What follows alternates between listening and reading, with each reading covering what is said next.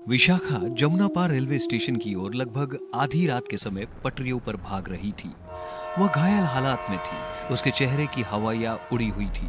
वह किसी भी तरह जल्द से जल्द खुद को एक सुरक्षित जगह पर ले जाकर चैन की सांस लेना चाहती थी। उसे रेलवे स्टेशन पर पुलिस कर्मचारी दिखाई देता है। पुलिस कर्मचारी का नाम विशाल था। विशाखा उसके पास आकर रुकती है। विशाल उसकी हालत को देखकर घबरा जाता है और उसे कुर्सी पर बैठने के लिए कहता है, लेकिन विशाखा कुछ कह नहीं पाती।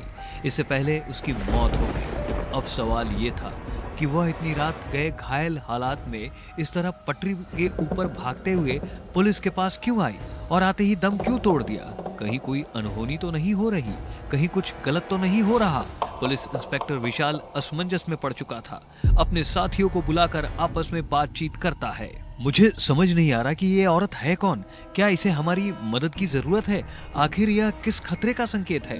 तुम बताओ यार जितेंद्र, क्योंकि इससे पेचीदा मसला मैंने आज तक नहीं देखा। सर, मुझे ऐसा लगता है कि यह अपनी जान बचाने के लिए यहाँ तक भाग कर आई है, लेकिन अफसोस कि कुछ कह नहीं पाई, जिससे यह मालूम चलता है कि इसके पीछे गुंडे या चोर पड़े हुए थे। कहीं यह ट्रेन का कोई पैसेंजर तो नहीं? तुम जल्दी से चेक करो, हाल में ही जाने वाली ट्रेन कौन सी है। जल्दी से एम्बुलेंस बुलाओ और इसकी लाश को पोस्टमार्टम के लिए भेज दो।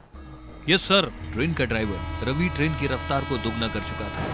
ट्रेन इतनी स्पीड से भाग रही थी कि लोगों की नजरों से ओझल हो जाए। रवि और रवि का साथी भानु आपस में बातचीत करते हुए कह रहे थे, आज तो कमाल कर दिया। ट्रेन के लगभग 100 लोगों के गुर्दे, फेफड़े और किडनी निकाल लिए और उनकी बाकायदा सेटिंग भी कर दी है। बस एक औरत भागते हुए ट्रेन से कूद गई और न जाने कहाँ गायब हो गई। कोई बात नहीं यार, इतना तो चलता रहता है। बाकी जितना माल इकट्ठा हुआ है उन्हें बेचने के लिए कोई 1.5 सियाना सौदागर ढूंढना पड़ेगा, ताकि उन सभी 100 लोगों के गुर्दे, फेफड़े और किडनी का सही दाम मिल सके। बेटा खेल गया तू, मौज कर दी। मुझे तो लगा हम बुरी तरह फंसे, लेकिन तेरा ये ट्रेन पैसेंजर के ऑर्गन स्मगलिंग का आइडिया तो रातों रात अमीर कर देगा। लेकिन उन 100 लोगों की लाशों का क्या करे? अगर किसी को भनक भी हुई तो सीधा जेल में उम्र भर चक्की चलानी पड़ेगी। ऐसा कुछ नहीं होगा, तू टेंशन ना ले। ऐसे ही कुछ दिन रवि और भानु हर रात उसी ट्रैक पर उसी ट्रेन में पैसेंजर्स के गुर्दे, फेफड़े और किडनी निकाल कर स्मगलिंग किया करते थे। ऐसे ही एक दिन भानु संध्या नाम की लड़की की गर्दन पर चाकू रखकर ट्रेन की लास्ट बोगी में लेकर जाता है। चारों तरफ लाशों के ढेर थे, खून से लथपथ डेड बॉडीज इधर उधर पड़ी हुई थी। लेकिन वो औरत माँ काली का प्रचंड रूप भी थी और गुस्से से दहाड़ पड़ी।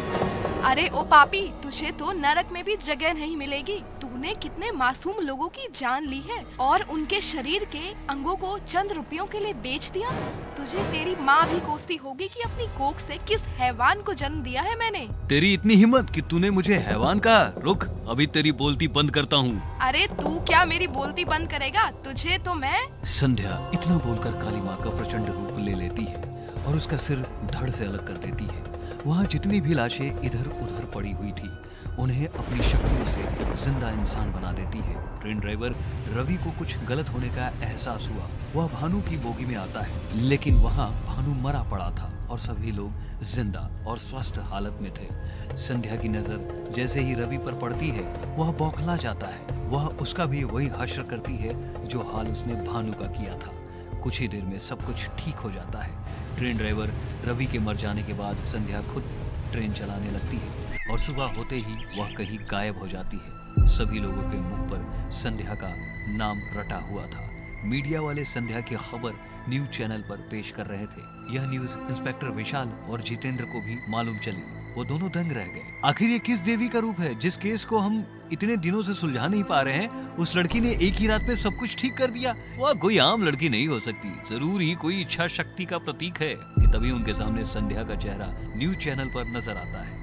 संध्या का चेहरा देखकर जितेंद्र और रवि की आंखें फटी की फटी रह गई। अरे ये तो वही औरत है ना जो उस रात जख्मी हालत में हमारे सामने अपना दम तोड़ चुकी थी। लेकिन ये जिंदा कैसे हो सकती है? यस सर, आपने बिल्कुल सही कहा। आखिर ऐसा कैसे हो सकता है? न्यूज चैनल पर संध्या अपनी पूरी हकीकत नहीं बताती, लेकिन अपनी बड़ी बहन की कहानी सुनाते हुए कहती है, मेरी बड़ी बहन विशाखा भी इन्हीं दरिंदों की चपेट में आ गई थी। मेरी बहन मेरे सपनों में आया करती थी और मुझे बार बार यही बताती थी कि 2 दरिंदों को खत्म कर दो, नहीं तो वो दोनों मिलकर इसी तरह ट्रेन में पैसेंजर के गुर्दे, फेफड़े, किडनी निकालकर बेचा करेंगे और इसी तरह मासूम लोगों की जान जाती रहेगी।